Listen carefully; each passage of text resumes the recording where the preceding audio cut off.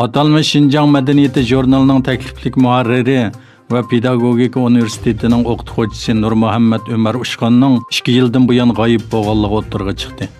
Kimligini oshkorlamagan bir kishining bergan yipichiga asosan Erkin Osiyo radiosi muxbirlari telefon ziyorati elib berish orqali Nurmuhammad Ömer Ushqonning tutqun qilinganligini aniqlab chiqdi.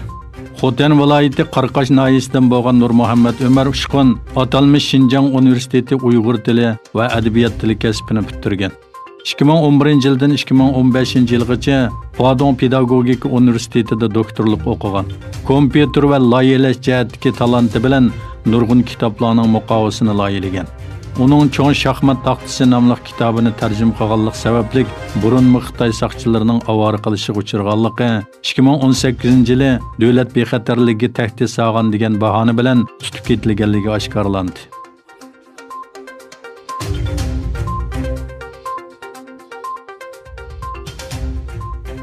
Sharq Turkistonda boshlang'ich va o'rta maktablarda dars boshlash bilan birga Xitoy doiralari atalmış Şinjan va Shizanga 10 ming o'qituvchi plani nomida Sharq Turkistonga atalmış Xitoy o'qituvchilarni yetkazishga boshladi.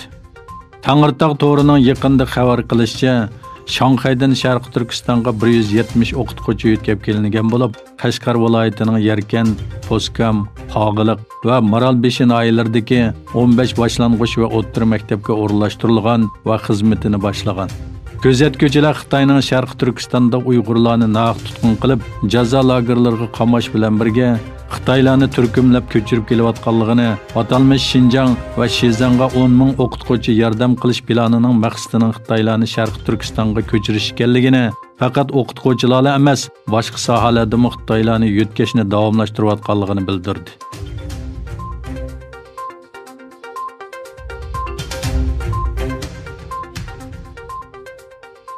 Dunyoga tahdid selayotgan yangi tipli Wuhan virusining chiqish nuqtasi bo'lgan Xitoyda it va mushukni uy hayvonlar qatorida beqish cheklanganligi e'lon qilindi. Xitoy Yezi egilik ministerligi e'lon qilingan bir uqtirishda itni go'sht uchun beqilgan hayvonlar tizimligidan chiqarib etgan. Bu qatorga madaniyat taraqqiyoti, hayvon huquqlari jihatdagi andishlar va hayvonlardan insonlarga kasal yuqishining oldini olish qatorliqlarni sabab qilib ko'rsatgan. Yaqinda Shenzhen shahrida it va mushuk go'shti iste'mol qilish cheklanganligi e'lon qilingan edi. Xitoy virus vabosining manbasi aniq bekitilmagan bo'lsa-mu, lekin tadqiqotchilar Wuhan shahridagi yovvoyi hayvon bozorini ishorat qilmoqda. Yana bir tarafdan ommaviy tashkilotlar Xitoyda yiliga 10 million itning yeb tugatilganligini o'tirg'a qo'ymoqda.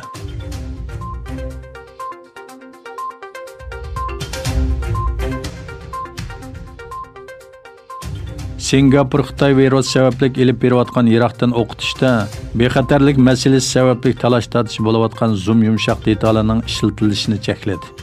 Singapur Ma'rif ministerligi o'qitishning tunji haftasi ig'ir masalalar kelib chiqqanligini aytdi. Yerlik taratqular bo'lsa, silliq yig'in programmasini ishlatish jarayonida ekranda shahvoniy mazmunlarning chiqayotganligini bildirdi. Reuters agentligining xabar qilishicha, doiralar qanday masala kelib chiqqanligi haqida tafsiliy ma'lumot bermagan, lekin bu detalning ma'rif sohasida ishlatilishini cheklagan. Bu programmani ishlatish jarayonida taklif qilinmagan kishilarning yig'iniga qatnashib olganligi o'tirg'a chiqqan bo'lib, Tayvan va Germaniya bu detalga cheklama qo'ygan. Google shirkati ikki qismidagi kompyuterlarda zoomni ishlatishni cheklagan.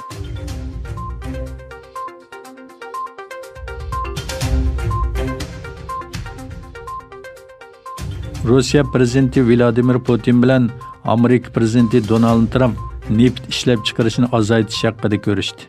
Kremlin saroyining bayonotida aytilishicha, Putin bilan Trump telefonda ko'rishib, dunyo neft bozorining muqim holga kelishi uchun neft eksport qiluvchi davlatlar tashkiloti, yana OPEC va boshqa neft ishlab chiqaruvchi davlatlarning ishlab chiqarish miqdorini azaytish qarori haqida fikr almashtirgan. İki rehber Amerika va Rossiya orasida bu vaqtdagi muzokaralarning davomlashtirilishi haqida fikr birdakligi hosil qilgan. Putin va Trump yana olam qatnashini o'z ichiga olgan sohalardagi ikki taraf munosabatini muzokara qilgan.